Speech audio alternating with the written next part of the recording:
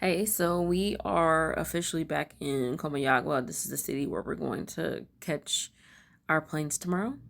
And so today was basically a checkout and travel day. We checked out of our hotel in Choluteca and then we got on a bus. I kind of forget how long the ride is because I'm usually like keeping myself busy doing stuff. I was putting together some like pictures and videos because I like to do a little culmination video of the trip, and so I just worked on that. But then I took a nap because I'm not even gonna lie, I'm like super tired. But I'm like so tired that I can't sleep, if that makes sense. Yeah. But I tell everyone, that these are not one of those types of trips where you're like, oh, we went zip line. No, like we come here to work. Come here to work. So then our group leader, Michael, he's the one that officially works with World Help and he leads these trips. He was saying that they really would like for us to come down 3 times a year, not just one time. And I completely understand why, because, just listening to a lot of the patients that I saw, they were saying how, like, really they don't get to have the opportunity to have, healthcare where they can, like, sit down and have somebody look over them and help them and provide them what they need. A lot of them know what they need, but they just don't have the money to fill the prescriptions to do so. And we're talking like simple meds, we're not talking anything complex. We're talking like, even like one of my patients yesterday was a baby, and the baby really just needed iron, but he needed it bad, and the mom was like, I know he needs it, but I can't afford it. So um, every time you guys donate, you know, meds, or even if it's over the counter, because you can buy iron, but if you can't afford it, then you can't give it to your child. It's as simple as that. So, just having those things here to be able to give them, to give to their child. One mom, she said, because when we triage them, we triage the whole family. So they come up and then they have numbers on our sheet, lets us know how many people in their family. They go round the kids up because the kids are somewhere playing, and then we see the whole entire family. And as I'm going through everything, she's like, well, basically she was like, whatever I do have, I fill their prescriptions, even though I don't even have enough to fill all their prescriptions. I just pick and choose. And she's like, and then I just neglect myself. I'd rather get half of what they need, and I haven't had, any medical attention, honestly, towards myself. And I'm just like, that hurts. Like, that really, I mean, and that's moms anywhere. Let's just be real. Moms are like, and dads are gonna take care of their kids before they take care of themselves. But just to hear her say that, and she was just like, why would I buy stuff for me? Why would I buy the meds for me? I need to at least fulfill half of what my kid needs. And I'm just like, dang.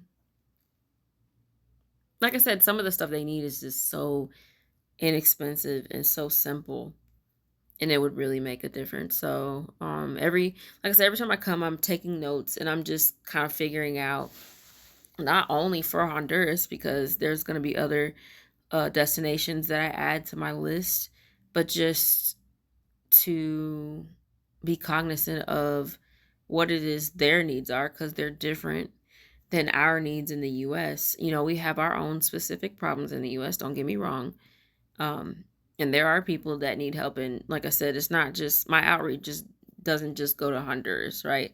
I do other things that I don't even tell y'all about.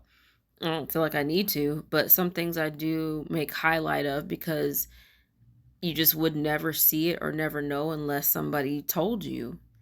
So this is one of those places where if we never said anything, or, made a video or video diary, you just wouldn't even know. But, something as simple as iron that we can buy in the store for like under $5, like, yeah, let's do it. um, of course, like I told you yesterday or the day before in the other video diary, one of the things that I am gonna start fundraising for are ventilators. Because like I said, I don't want to get into that because I'll start getting emotional. But um, yeah, that's something that we roll up into a hospital and that's there. And for them, that's a luxury. And that will actually save a child's life. So, or an adult's life, right? You could throw a vent on any of them. That's going to be on my mission. Yep, for sure. I know there's some company out there that has them for half price or a fraction of the price because some hospital threw them away and didn't want them anymore. So, and they still work. So yeah, I'm gonna be on that mission. So yeah, this is our last night here in Honduras. We, like I said, drove back up a little over 2 hour trip on the bus to Comayagua. We'll be leaving the airport tomorrow. I don't think I'll even get home till midnight, to be honest with you. There's no direct flights for where I live in here, but it's all worth it, and I'm gonna try to finish my culmination video tomorrow in the airport since I'll be spending so much lovely time in the airport. Find something to do. Well, I can answer all the work emails I've missed this week too. There's that. So anyways, I'm not worried. I'm gonna be definitely keeping myself busy, but just wanted to do this last video. And I actually did a video every night except for travel days. Like Saturday, last Saturday was a travel day.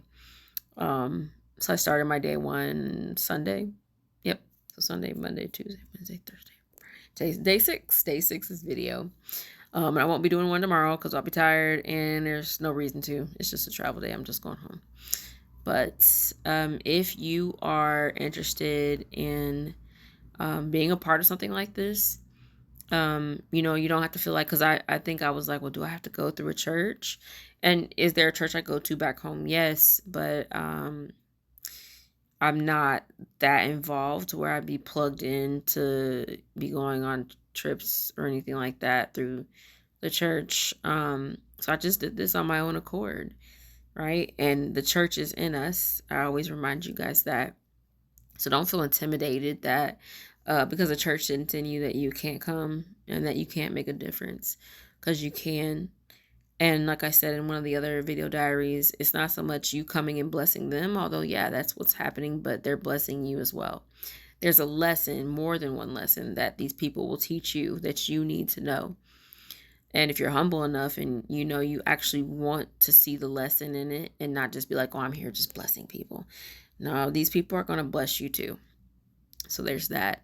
So if you want to be involved in the future, I think Michael said there's like a trip every month, not necessarily medical, but a trip of some nature. So even they just do straight mission trips because this is a Christian-based organization. Or like I said, they'll do medical mission trips like this one. I know they had one to Cuba and El Salvador, I think so, in Peru.